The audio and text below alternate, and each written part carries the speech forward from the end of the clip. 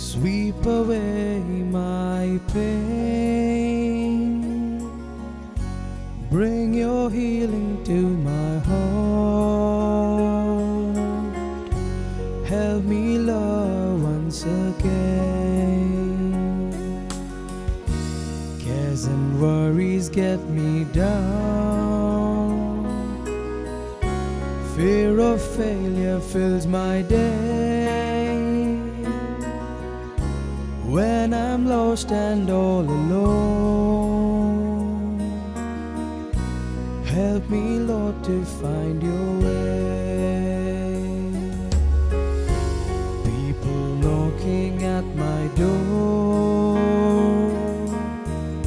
strangers seeking love and care. Never let me turn them down. Teach me gently how to share. Children, come into my life with your laughter and your song. When will I become like them? Teach me, Lord, to sing along.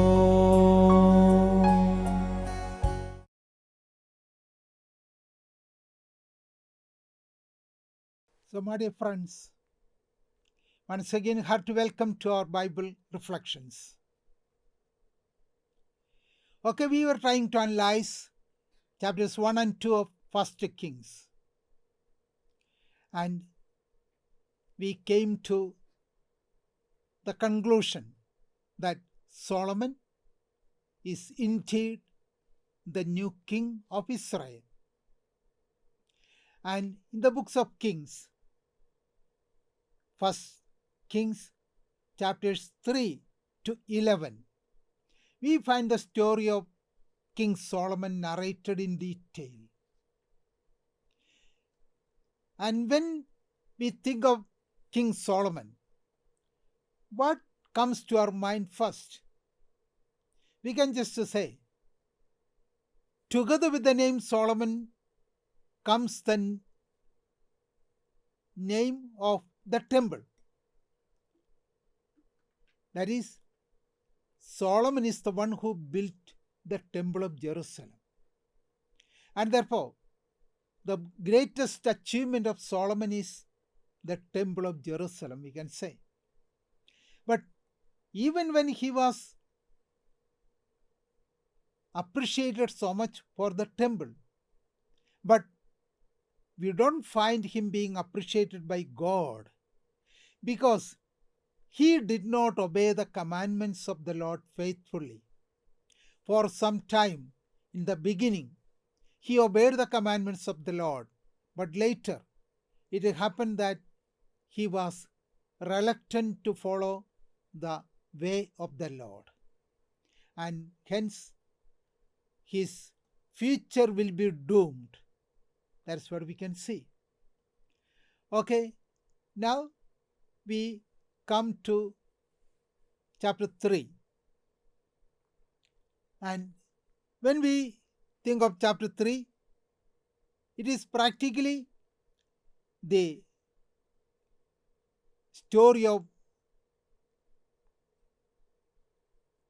wisdom received by Solomon and how these were possible, and that is what we can see.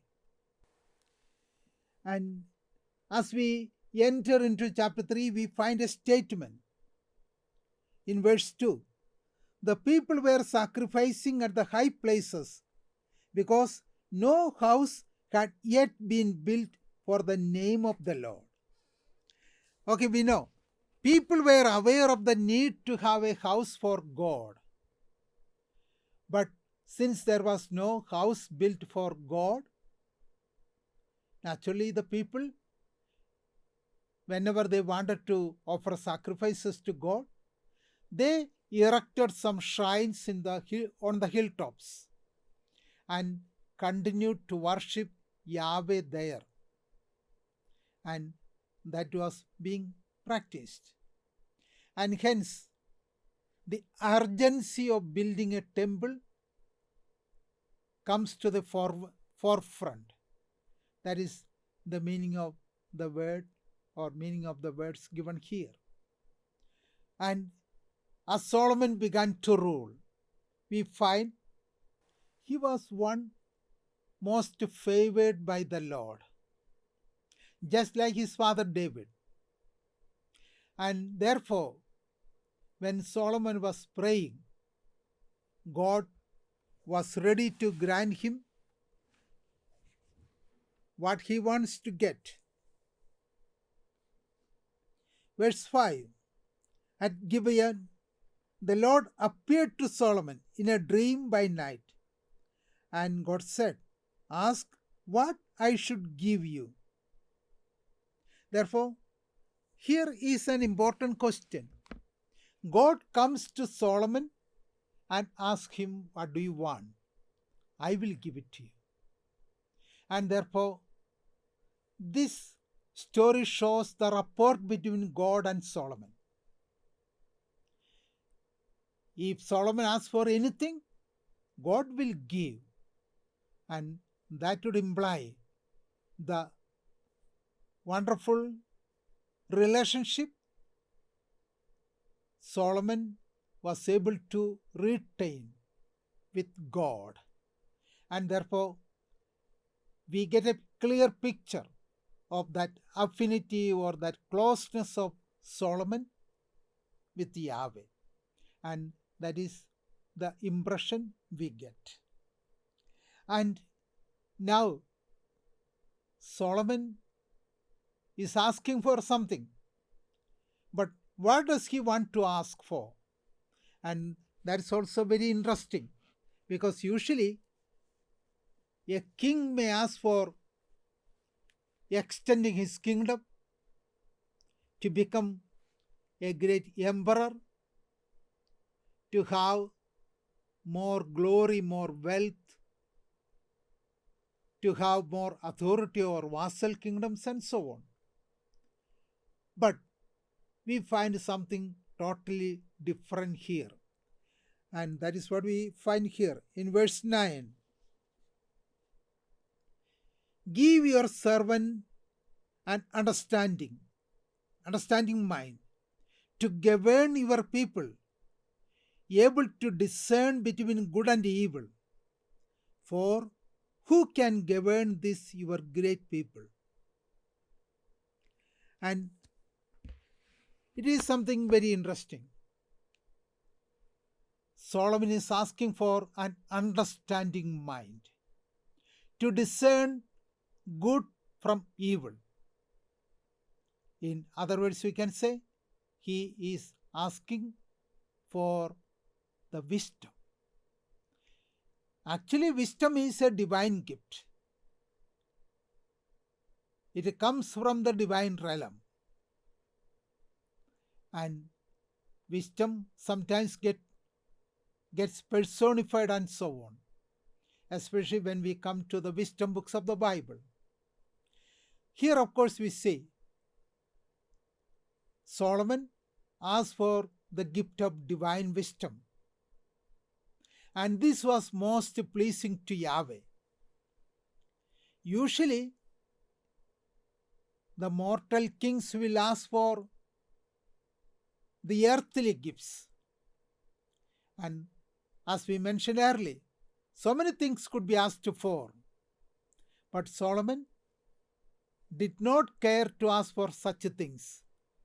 On the other hand, he always wanted to get the divine wisdom, to have an understanding mind, and also to discern good from evil. Wonderful request, we can say. And God was totally pleased with it. And that is what the story reminds us. And now his request is granted to him in verse 12. I now do according to your word. Indeed, I give you a wise and discerning mind. No one like you has been before you, and no one like you shall arise after you. I give you also what you have not asked, both riches and honor all your life. No other king shall compare with you. If you walk, if you will walk in my ways, keeping my statutes and my commandments, as your father David walked, then I will lengthen your life. Okay, and here we find Solomon asked for the divine wisdom, and God gave it. And God gave something he did not ask for, and glory and majesty, honor. And that also implies he will have a long life provided he is obedient to Yahweh. Because we know one may have riches, one may be glorious, one may be mighty. But in order to have all this and enjoy these qualities of life, if only there is a long life, one will be able to do that. And to get that long life, what is to be done? And that is what is said: obey my commandments. Of course, this is a typical Deuteronomistic theological note. Obey the commandments of Yahweh, everything will be safe for you. Yahweh will give you even what you have not asked. Okay, thus Solomon receives what he asked for. He inherits the divine wisdom, or he gets it. Okay, looking at this story, we can also take to heart one great message. In our life, what is most precious, most important is the divine wisdom, not riches, not glory, not power. Just think, for fun's sake at least, if somebody asks you, what do you want? I will give you whatever you ask for. What will be our first preference? Yeah, a lot of money, a lot of wealth, a lot of possession, things like that. But Solomon chose the divine wisdom. And that is the merit of Solomon. And another side, we find that even though Solomon did not ask for all this, God gave them. Okay, when wisdom is there, every other thing will be given to the same person. And therefore, this is a clear teaching for us, which has got much influence in our practical life. Therefore, this is what we can think. And now Solomon is given the wisdom, it is stated. And now the next story narrated in chapter 3 reveals how Solomon is able to discern, an understanding mind he asked for, and he was given. But how it worked, how could he get it, and how he becomes a really wise one. And now comes an occasion. And we are familiar with the story, we know. It happened that two women, they delivered their children. And a woman gave birth to a child. And after 2 days, another woman was practically living in the same place gave birth to another child. both were male children. And it happened that, the children looked more or less alike, and they did not have much difference between the difference in age. And after a few days, it happened that one of the one of the women, one of the two, happened to lie over her child, and it suffocated and died. And what did she do? He took the child, took it to the court of the other woman, bed of the other woman, and placed it by her, and took away her child and placed it in the bed of the first woman. And here we see the first woman had lost the child. Now she interchanges her child, her dead child, for the live child of the second woman. And when the second woman got up, she comes to realize that the child is dead. But when she examined the child, she came to realize that it is not her child. And she came and looked at the other child. Then she understood that is her real child. And she said, okay, give me back my child. But the first woman said, your child is dead, and then why do you come to quarrel with me? Thus, it became a case. It was brought before the king in order to be judged.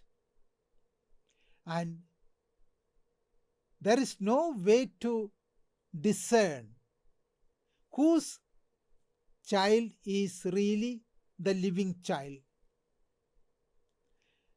and whose child is dead. There is no other way.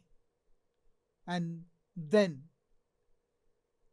the king asked both the women, okay, whose child is dead and whose child is alive? Both the women,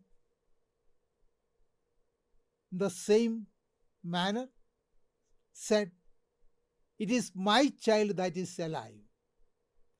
And when both women were saying like that, the king got impatient. And he could not find a solution to the problem.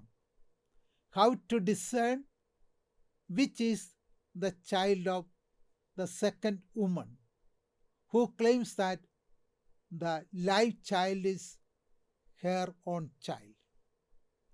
And the first woman is never agreeing to this argument. And as the case is brought to the king, he asked both of them, but they never agreed to any conclusion. And now what does the king do? He asked one of his servants to bring a sword, and taking the sword in the hand, he asked the guard to bring the child before him. And the soldier probably brought the live child to King Solomon, and he took his sword in his hand and raised it in order to strike the child. And now he says, okay, I will cut the child into two, and then both of you will get one portion each. And the real mother of the child got so worried. And then she said, oh my Lord, do not cut the child or do not kill the child. Give it her to the other woman. I have no problem. kindly give the child to the other woman. And the other woman said, okay, even if the child is cut into two pieces, it should be done, because I want to get my portion or my child, and hence I have no objection to cut the child into two pieces. And from this, Solomon understood who the real mother is. The real mother will never let the child die like it. Rather than being killed, let the child live with somebody else. That would be the real wish of a mother. And Solomon was able to discern it. And then he entrusted the child to its real mother. And the other woman was punished. Okay, here we find such a trivial, difficult problem is brought before the king, and he solved the problem very easily. And thereafter, the news of the wisdom of Solomon spread all around the country, and thus he was known to be the wise one of Israel, or the most wise king of Israel. And therefore, this is what we can see. And this one incident really sheds light to the great wisdom, the discerning heart that God gave Solomon. And now he is indeed the wise man. Okay, therefore, this chapter 3 is a story about the wisdom of Solomon. And now we go to chapter 4. And there we find practically it is the arrangements, administrative setup that King Solomon tried to foster in his capital and in his palace and so on. And verse 1, chapter 4, King Solomon was king over all Israel, and these were his high officials. Thus we find his ministers, high officials, the chronicler, recorder, all kinds of offices are assigned to persons, and who all are to take charge of the financial things, to distribute the grains or to collect the revenues and to collect the grains from the people. All kinds of things are needed, and Solomon takes initiative for making arrangements for all this.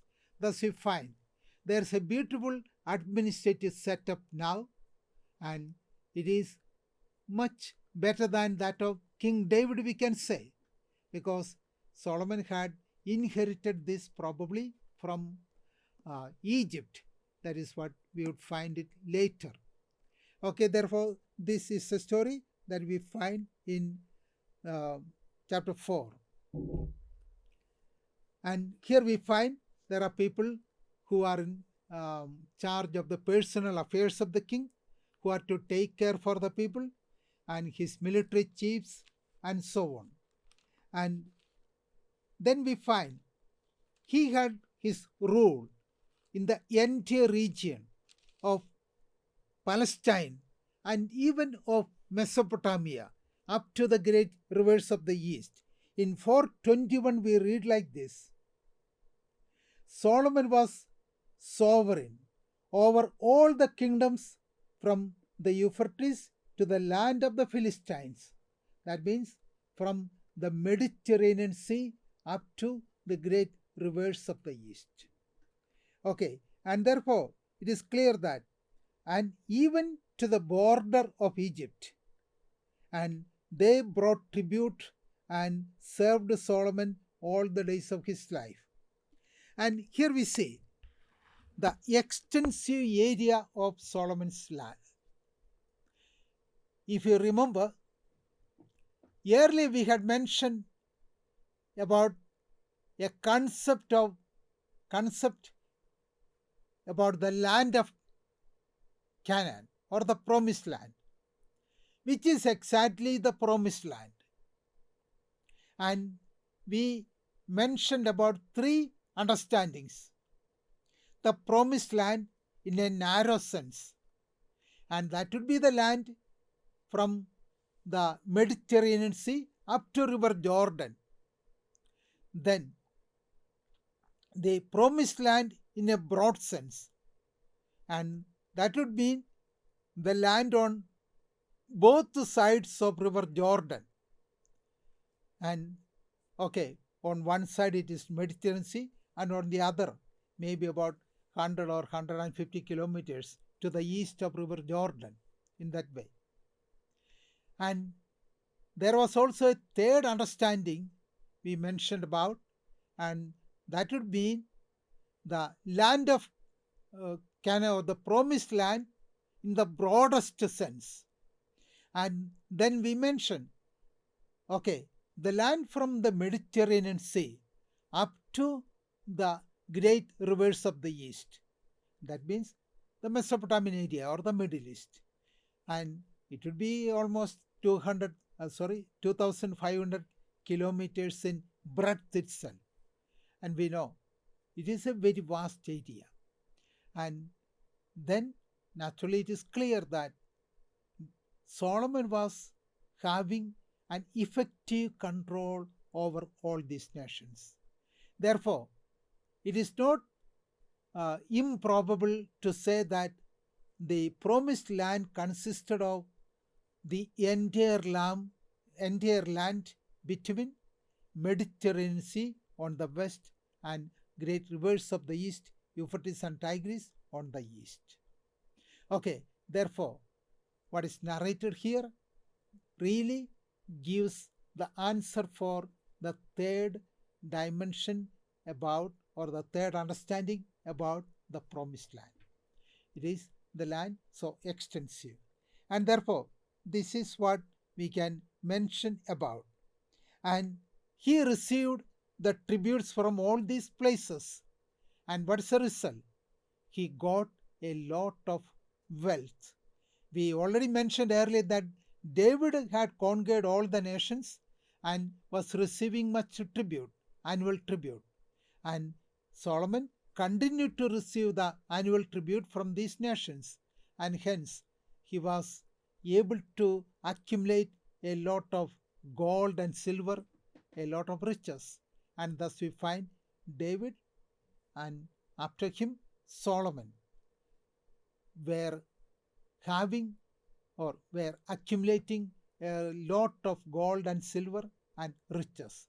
And thus we find at the time of King David, towards the end of his reign, and at the time of Solomon, towards the beginning of his reign, there was a lot of revenue, and people really were living an affluent style of life. And that's what we can say. They had a lot of money and also a lot of amenities of life. This is the situation that we find at the end of chapter 4, we can say.